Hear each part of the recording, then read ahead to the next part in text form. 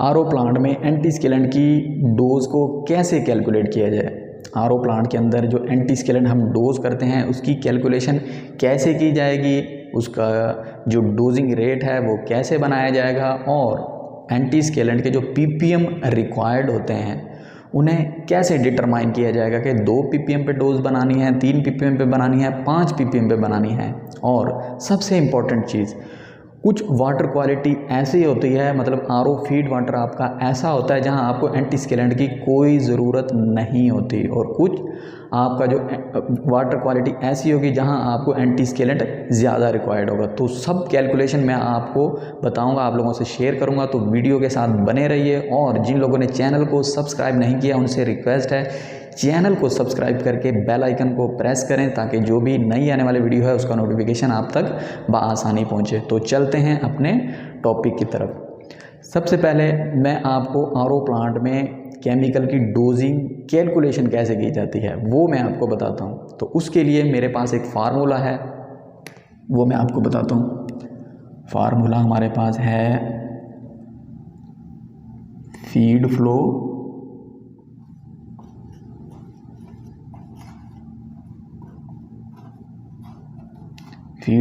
Into required PPM, antiscalant की जिसकी मैं बात कर रहा था, required PPM into running hours.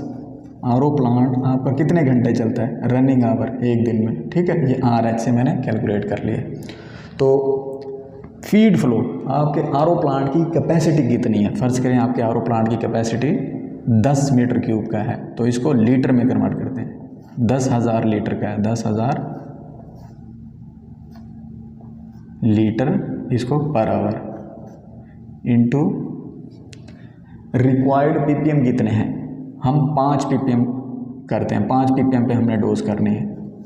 5 ppm भी कर सकते हैं, मिलीग्राम पर लीटर भी यूनिट लिख सकते हैं, मिलीग्राम पर लीटर इनटू रनिंग आवर्स कितने हैं हमारे। फर्ज करें आपका आरओ प्लांट 24 घंटे में 20 आवर्स चलता है, 20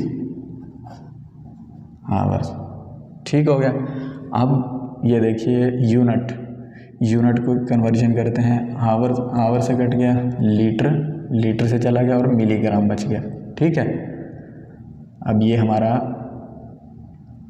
कितना आ गया, इनको अगर सिंप्लीफाई करेंगे तो हमारा आ जाएगा 3,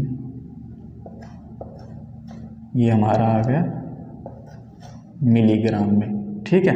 ये हमारा मिलीग्राम बच गया, तो बाकी यूनिट कट गया। अब इसे ग्राम में कन्वर्ट करने के लिए हमने क्या करना है, 1000 से डिवाइड करना है, ठीक है। ये कट गया और हमारे पास ये कितने आ गए, 1000 ग्राम।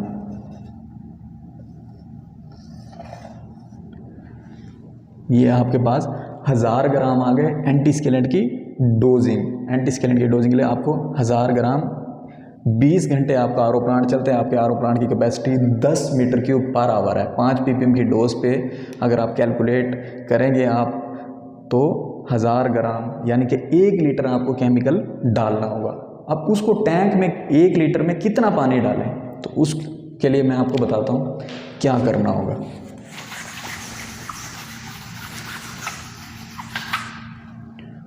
उसके लिए आपने सबसे पहले देखनी है आपने पंप की कैपेसिटी, आपके पंप की कैपेसिटी कितनी है।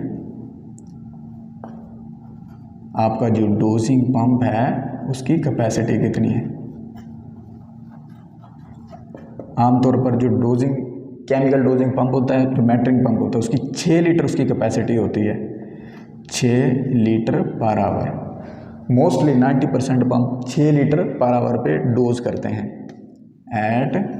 अगर उसे 100% स्ट्रोक पे चलाया जाएगा, मतलब उसे फुल स्पीड पे चलाया जाएगा तो वो कितनी डोज करेगा, 6 लीटर करेगा। अगर उसे 50% स्ट्रोक पे हम चलाएंगे तो वो कितना करेगा, 3 लीटर पर आवर, ठीक हो गया, 3 लीटर पर आवर।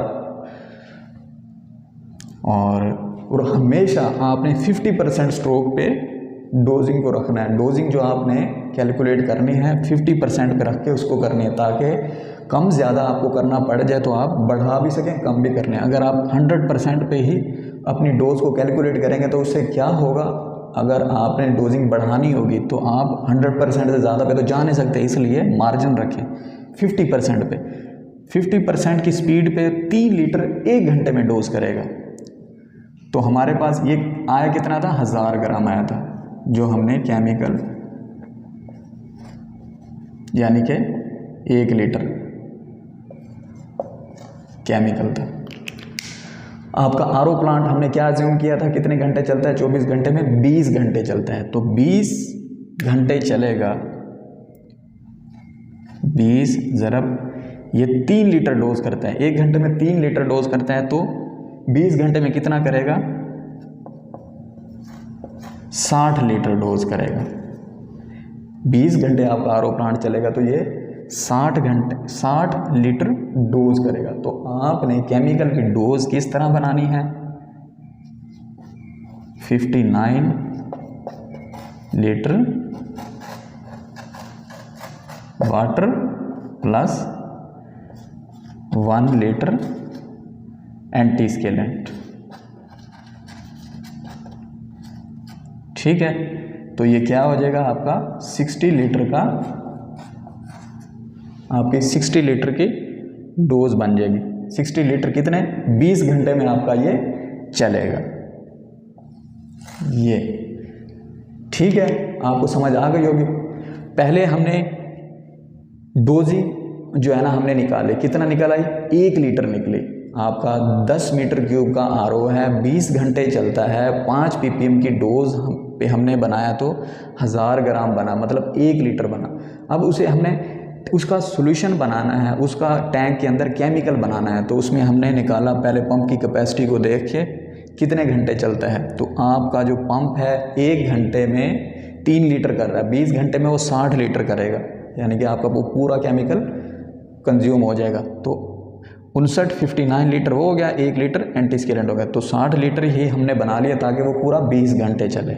इस तरह से ये एंटीस्केलेंट की डोजिंग कैलकुलेशन होगी। अब आ जाते हैं पीपीएम की तरफ, सबसे इंपॉर्टेंट चीज़, पीपीएम कैसे कैलकुलेट करेंगे। जो एंटीस्केलेंट के लिए हम पीपीएम कैलकुलेट करते हैं वो कैसे करते हैं, उसके लिए हम देखते हैं LSI। अब LSI क्या है, Langelier saturation index.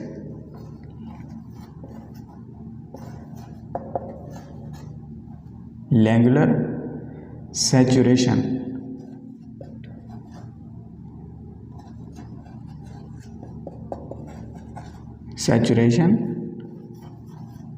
Index. Langelier saturation index क्या है, पानी के अंदर कैल्शियम कार्बोनेट की पोटेंशियल, पानी के अंदर कितना कैल्शियम कार्बोनेट डिज़ोल्व फॉर्म में है या उसकी पोटेंशियल कितनी है, वो या वो कितनी देर में जो है ना प्रेसिपिटेट हो जाएगा, अनडिज़ोल्व हो जाएगा, और कितना उस पानी के अंदर डिज़ोल्व है। तो इस LSI से, लैंगुलर सैचुरेशन इंडेक्स से हम ये कैलकुलेट करते हैं। और LSI का एक फार्मूला है, LSI कैसे नोट करते हैं, LSI is equal to pH minus pHs। अब ये pHs क्या है, सैचुरेशन pH है, ठीक है। अब इसे हम कैसे कैलकुलेट करते हैं वो मैं आपको डिस्क्रिप्शन में एक लिंक दे दूंगा, वहाँ आप उस छोटा सा सॉफ्टवेयर है, वहाँ आप वो वैल्यूज़ पुट करके अपने पानी में से LSI निकाल सकते हैं। अब LSI की सेफ रेंज क्या है,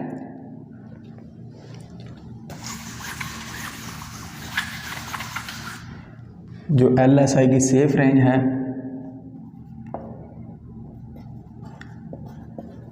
जहाँ -0.3 से +0.3, ये आपकी सेफ रेंज है। -0.3 से 0.3 मतलब इस लिमिट के अंदर अगर आपका LSI आता है तो आपको किसी किस्म के एंटीस्केलेंट डालने की कोई ज़रूरत नहीं है, ठीक है। -0.3 से 0.3 अगर आपका LSI आता है। अब LSI के लिए क्या चीज़ें रिक्वायर्ड होती हैं, वो मैं आपको बताता हूँ मेन चीज़। LSI के लिए आपका नंबर 1 pH, TDS, मतलब आपके ये रॉ वाटर की LSI चेक कर रहे हैं, pH, TDS, अल्कलैनिटी, टेम्परेचर और कैल्शियम हार्डनेस। ठीक है, 1 2 3 4 5 LSI को चेक करने के लिए आपको ये 5 चीज़ें रिक्वायर्ड होंगे। ये 5 चीज़ें आपकी pH कितनी आ रही है, TDS कितने आ रहे हैं, अल्कलैनिटी कितनी आ रही है, टेम्परेचर कितना है और कैल्शियम हार्डनेस पानी में कितनी है।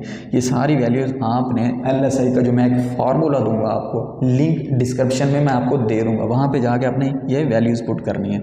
अगर तो आपकी जो रीडिंग है 0.3 माइनस से 0 प्लस 0.3 के दरमियान में आती है तो आपको अपने RO में एंटीस्केलेंट डोज करने की कोई ज़रूरत नहीं है, क्योंकि 0.3 से 0.4 0.5 माइनस की बात हो रही है। क्या होता जाएगा माइनस में, पानी कुरेसिव साइड पे होता जाएगा, उसमें कैल्शियम की कोई किसी किस्म की कोई वो नहीं होगी, आपके कैल्शियम के कोई प्रेसिपिटेट कुछ भी नहीं होगा उसके अंदर। तो पानी क्या कोशिश करेगा, पानी हंग्री होता है हमेशा कैल्शियम कार्बोनेट के लिए, वो कहीं से उसे कैल्शियम कार्बोनेट मिलेगा, वो अपने अंदर उसे सैचुरेट करेगा। तो और प्लस में क्या है 0.3 1 आ जाती है, 1.5 1.2 बढ़ती जाती है। तो इसका क्या मतलब है, उसमें कैल्शियम यहाँ पे आके ये सैचुरेट हो गया, मतलब जो कैल्शियम कार्बोनेट है पानी के अंदर CaCO3 इस रीडिंग पे आके सैचुरेट हो गया। इससे ज़्यादा आएगा तो क्या बनाएगा, प्रेसिपिटेट बनाएगा, मेम्ब्रेन्स के अंदर जाके स्केल करेगा। तो क्या करेंगे, हम एंटीस्केलेंट डालेंगे। ठीक है, एंटीस्केलेंट तब डालेंगे। अब इसकी रेंज आपने देखनी है कि आपके पानी में 1 ppm ये LSI की जो रेंज है 1 है, 1.5 है, 0.9 है या कितनी है। जो हम एंटीस्केलेंट की जो डोज है वो 5 ppm 1 से अगर हमारा ऊपर होगा, जो हमारी LSI आ रही है वो 1 से अगर ऊपर आएगी तो हम 5 ppm उसमें मेंटेन करेंगे। 1 से नीचे है तो हम 3 ppm करेंगे। 1 से ऊपर है 1.5 2 आपकी जो LSI आ रही है तो आप उसमें 7-8 ppm मेंटेन करेंगे। लेकिन ज़्यादातर जो रिकमेंडेशन है एंटीस्केलेंट की वो 5 ppm पे डोज किया जाता है एंटीस्केलेंट। तो मेरे ख्याल है, उम्मीद करता हूँ आपको ये वीडियो पसंद आई होगी, आपने इसको नोट किया होगा, आपको समझ आ गई होगी कि एंटीस्केलेंट की जो डोज है ppm के अगेंस्ट LSI को देख के कैसे कैलकुलेट की जाती है और किस पानी में एंटीस्केलेंट हम डोज करेंगे, किस पानी में हम एंटीस्केलेंट डोज नहीं करेंगे LSI के अगेंस्ट। उम्मीद करता हूँ आज की वीडियो आपको पसंद आई होगी। अगर आपको वीडियो पसंद आई है तो वीडियो को लाइक करें, शेयर करें और मिलते हैं नेक्स्ट वीडियो में। तब तक के लिए अल्लाह हाफिज़।